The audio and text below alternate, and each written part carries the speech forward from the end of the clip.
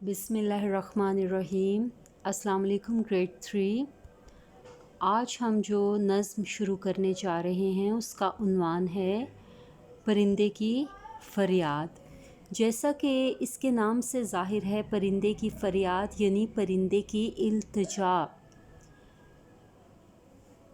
تو پرندہ جب التجا کر رہا ہے تو اس کا مطلب ہے کہ وہ کسی تکلیف میں ہے۔ دراصل یہ نظم پرندے کی قید سے تعلق رکھتی ہے۔ تو قید کا مطلب ہے غلامی، اور غلامی کا آزادی کے ساتھ بہت گہرا تعلق ہے، یعنی آزادی اور غلامی دونوں بالکل دو مختلف الگ چیزیں ہیں۔ تو سب سے پہلے تو میں آپ کو یہ بتانا چاہوں گی کہ غلامی جو ہے وہ بہت بری چیز ہے۔ غلامی میں انسان کوئی بھی کام اپنی مرضی سے نہیں کر سکتا، یہ بہت بڑی لعنت ہے۔ غلامی میں ہم دوسروں کے محتاج ہو جاتے ہیں، ہم کہیں آ جا نہیں سکتے، ہماری زندگی میں صرف مایوسی ہوتی ہے، اور وہ زندگی بہت بری زندگی ہوتی ہے جس میں کوئی خوشی نہیں ہوتی۔ جبکہ آزادی وہ نعمت ہے جس میں ہم اپنی مرضی سے زندگی گزارتے ہیں، ہر کام میں اپنی مرضی کے مالک ہوتے ہیں، کوئی ہم پر کسی بھی چیز کی زبردستی نہیں کر سکتا، نہ ہی کوئی ہم پر اپنی مرضی مسلط کر سکتا ہے۔ تو یہ نظم جو آج ہم پڑھیں گے اس میں ایک پرندہ پنجرے میں قید ہے اور انتہائی افسردہ اور اداس ہے، اور اللہ سے اپنی آزادی کی دعا مانگ رہا ہے۔ تو چلیں شروع کرتے ہیں ہم اپنی نظم کی پڑھائی۔ پرندے کی فریاد۔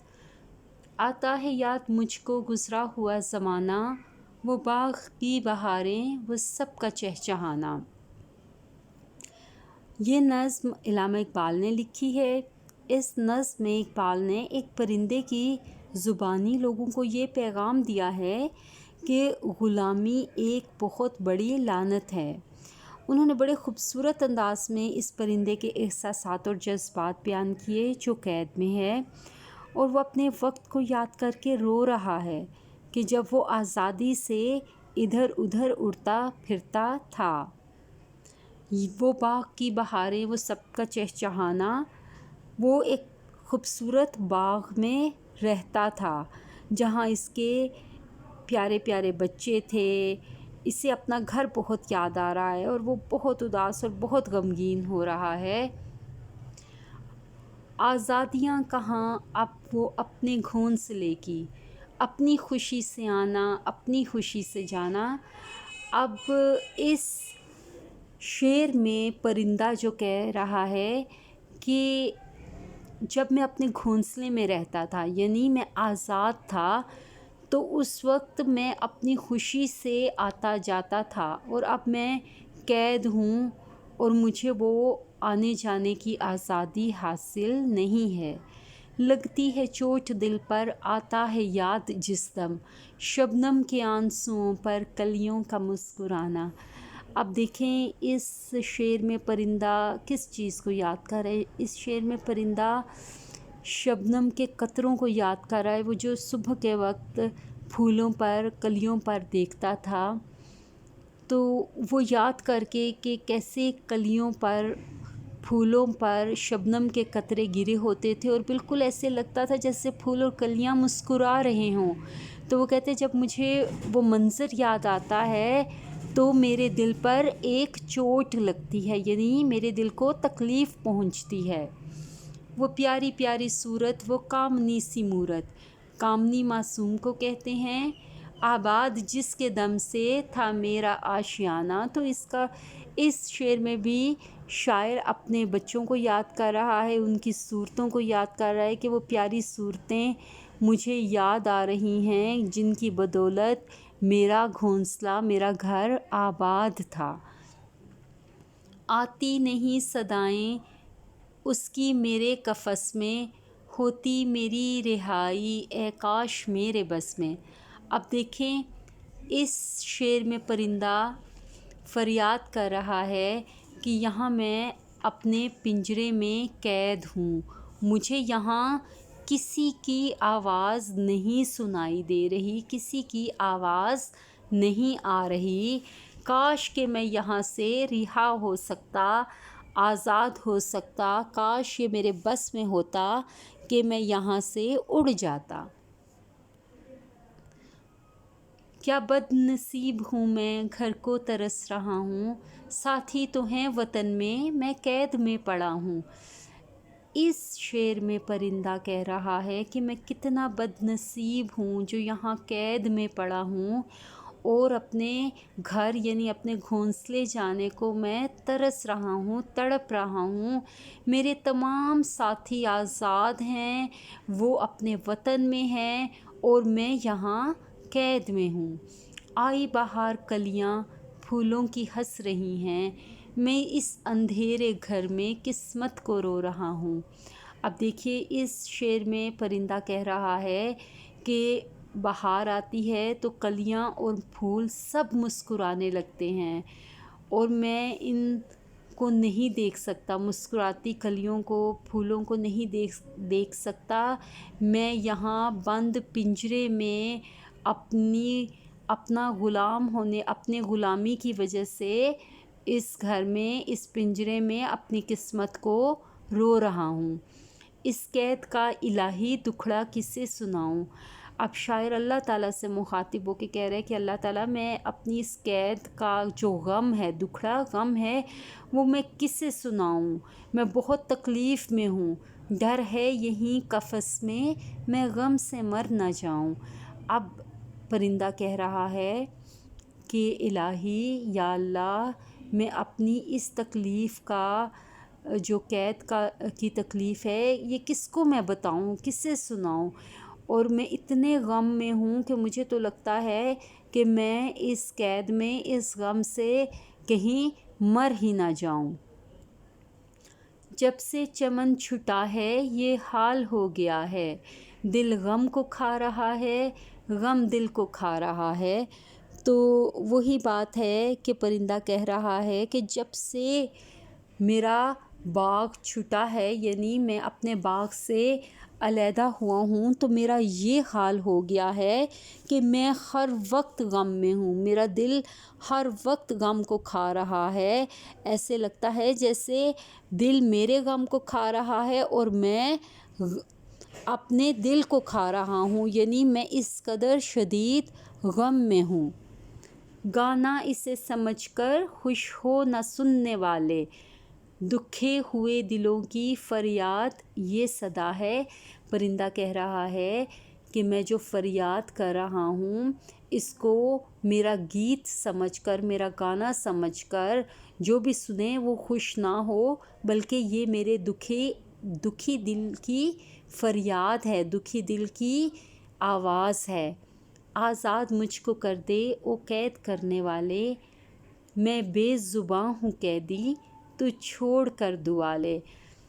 تو اس میں پرندہ کہہ رہا ہے کہ اے قید کرنے والے، وہ اپنے قید کرنے والے شکاری یعنی صیاد سے مخاطب ہے کہ تو نے مجھے قید کیا ہوا ہے، تو مجھے رہا کر دے، مجھے آزاد کر دے۔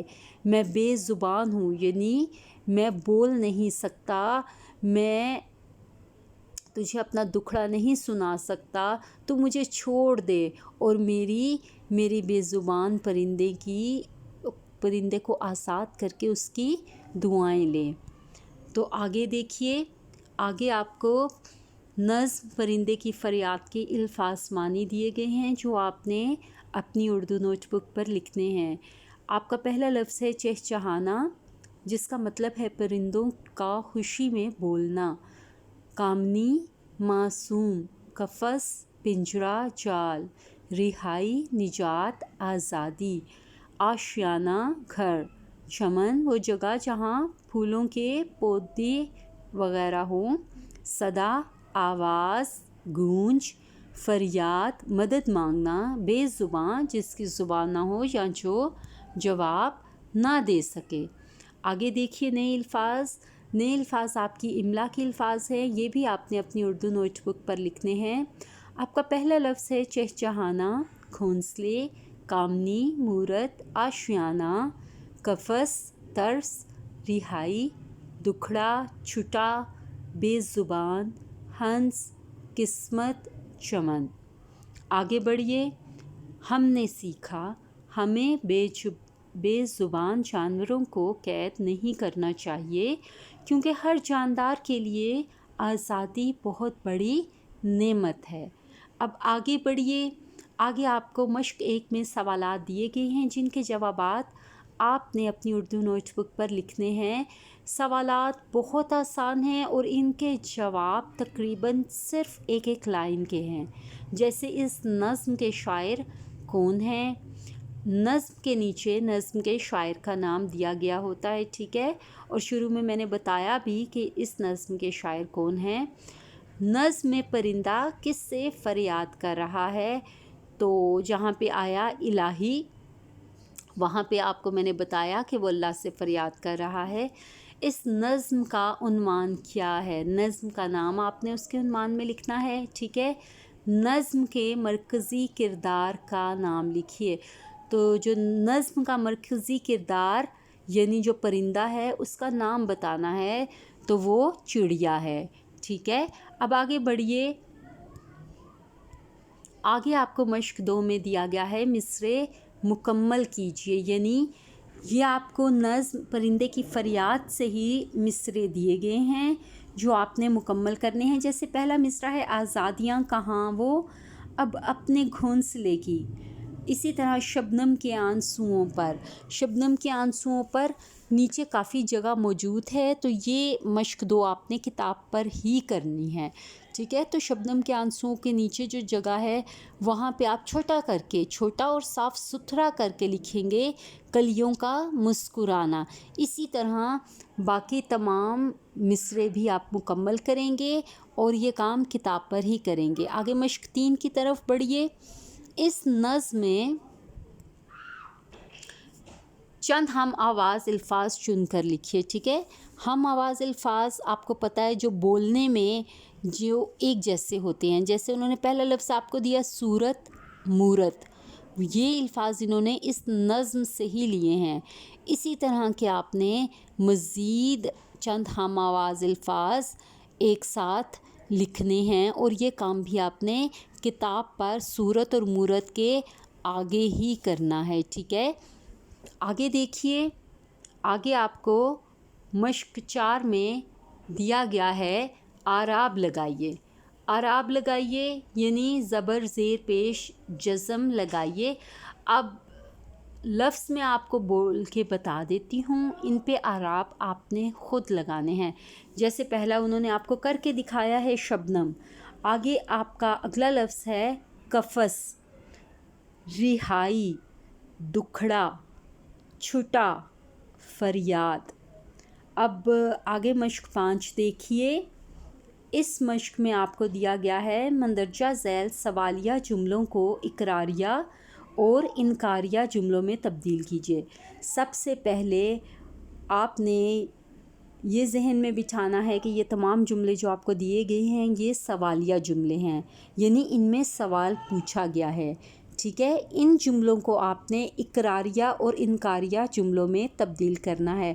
اب اقراریہ جملے میں آپ کو بتاتی چلوں کہ سادہ جملوں کو کہتے ہیں، یعنی سادہ جملے جن میں نہ سوال ہوتا ہے اور نہ ہی ان جملوں میں کسی چیز سے انکار کیا گیا ہوتا ہے۔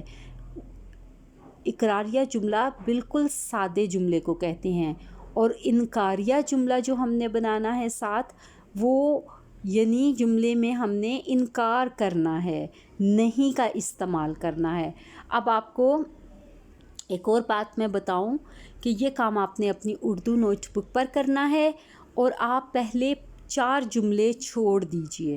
پہلے 4 جملے آپ بالکل نہیں کریں گے، 5ویں جملے سے شروع کیجئے اردو نوٹ بک پہ لکھنا۔ جیسا کہ میں آپ کو آگے مثال کے طور پر بتاتی ہوں۔ آپ نے جملہ نمبر 5 لکھنا ہے، کیا علی بیمار ہے. ٹھیک ہے. پھر نیچے آپ لکھیں گے اقراریہ جملہ، یعنی آپ نے اس سوالیہ جملے کو اقراریہ جملہ بنانا ہے، یعنی سادہ جملہ بنانا ہے. تو آپ کہیں گے علی بیمار ہے. اب آپ اسی جملے کو انکاریہ جملے میں تبدیل کریں گے تو کہیں گے علی بیمار نہیں ہے. اب یہ جملہ نمبر 5 میں نے آپ کو کر کے بتا دیا. اسی طرح آپ نے جملہ نمبر 6، 7، 8، 9، 10 خود بنانے ہیں، اور یہ کام آپ نے اپنی اردو نوٹ بک پر کرنا ہے. آج کے لیے ہمارا اتنا ہی کام تھا. اپنا بہت زیادہ خیال رکھیے گا. اللہ حافظ.